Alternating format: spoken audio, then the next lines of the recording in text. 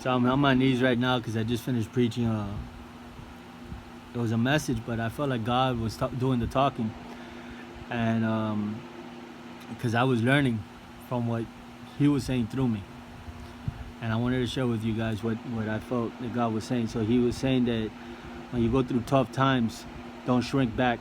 Don't be like a coward that wants to run away from a challenge or a giant or something hard, because the problem, the giant, whatever it may be, it's there to refine you. It's there to get your relationship with the Lord to be strengthened in faith, in truth, right? Because when God does bring you out of it, you're going to be promoted.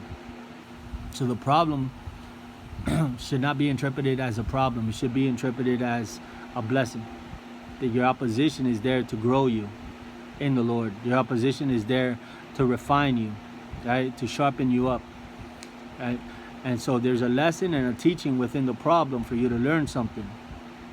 That's what he had mentioned earlier in the lesson, that there is something there for you to learn something from, either yourself or like certain times you learn that you have more patience than what you thought, or you learn that you didn't have enough patience, or you learn that you have anger issues. You learn that and so what he's doing is that he's refining those characteristics about you that are impure. And so then he's using the situation, the problem, to remove those impurities out of your life, so that he could have more to work with in your life through your character. So that when you do get blessed, the day of tomorrow, your character sustains the blessing. This works for the unbeliever just as much as it works for the believer, because even the unbelievers, I learned that when they go through a lot of hardship, sooner or later they start to figure out for themselves that this hard life can be easier if I just change my ways. They hit their head against the wall long enough and they say, okay, you know what, I'm not going to do that anymore. I'm not going to steal no more.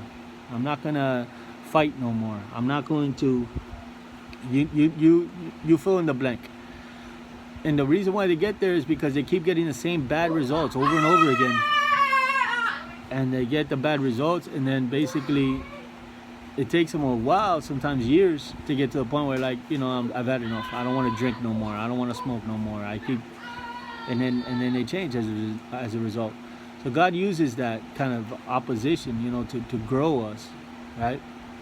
But for the believer, it grows us closer to the Lord, because we rely more on Him. We have more faith. We entrust our life to Him more to get us through all that opposition. We need the faith that believe that God's going to get us through it.